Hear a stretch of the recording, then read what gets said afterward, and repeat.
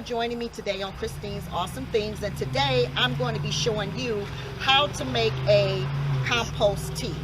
Compost tea is really good for your garden. It's a gentle, water-soluble solution for your plants. Unlike regular compost, when you use regular compost, it tends to burn your plants if it touches the roots of your plants. But with a compost tea, you don't have to worry about that. In fact, you can get the solution on your plants and there won't be a problem. With regular compost, you usually want to make sure that it's mixed into the soil so that compost doesn't touch any part of your plant.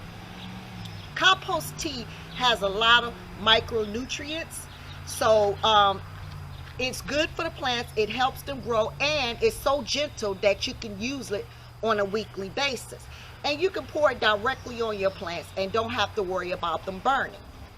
Compost tea is very simple to make. You just use composted cow manure or chicken manure, and you add water to the bucket and you aerate it, and I'm going to show you that in just a second.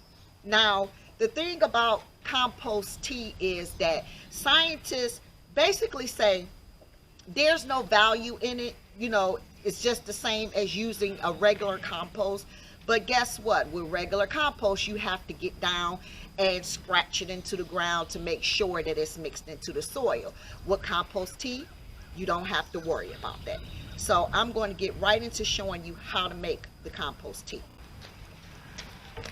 I have a large bucket here, about 15-gallon bucket, and I'm going to fill it up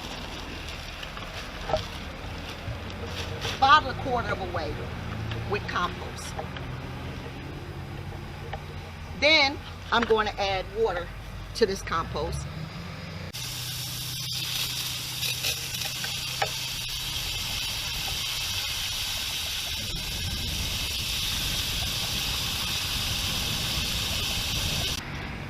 Now you could just take a regular stick and stir this up. I just happened to grab this because it was the closest thing.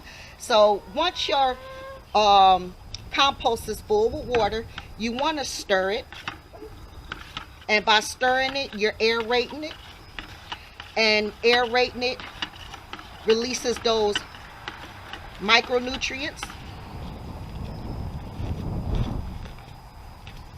Some people use a bubbler, the same thing that you would use when you're in your fish aquarium, and it just aerates it a little faster, but it's the same thing if you're just stirring it. Once this is filled up to about right here, it's ready to use. Although if you use it right now, it'll be weaker. Normally you want to let it set for 24 to 48 hours to make sure that all the nutrients is released, and try to stir it at least twice a day, in the morning and before you go to bed at night. And after 24 hours you can use it. 48 hours even better, because all the micronutrients and everything is released. Once you're ready to use it, all you need to do is scoop it out of there and pour it into your little watering can, and you can use it to water your plants. Another way to make compost tea is that you can actually use fresh vegetable scraps. Now, in order to do that, this is what I would do. I would take a bucket like this and have another bucket that would fit right into this one, and the bucket on top would have holes at the bottom of it. I would place it into the bucket at the bottom without the holes and put my fresh vegetable scraps inside of the one in the top, and then cover it with water and put a lid on it. And you would let it set for a good week, and after that, all the nutrients from the fresh vegetable and fruit scraps will be released, and it would be the same thing. You could simply use it, pour it into your watering can and use it that way. With compost tea, you can add other nutrients, okay, like fish emulsion or Epsom salt. If you add Epsom salt, don't add it to your garden on the ground, because too much magnesium and sulfur inside your ground can damage your plants. Ground soil already have enough magnesium and sulfur.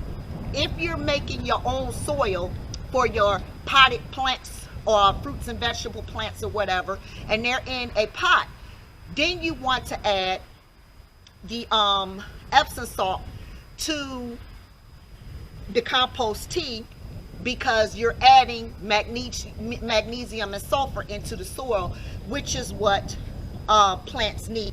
If you're going to use Epsom salt, use a gallon of water and mix in a tablespoon of Epsom salt. And if they're ground plants that are in the ground, spray the leaves. Don't pour the water into the ground. Spray the leaves.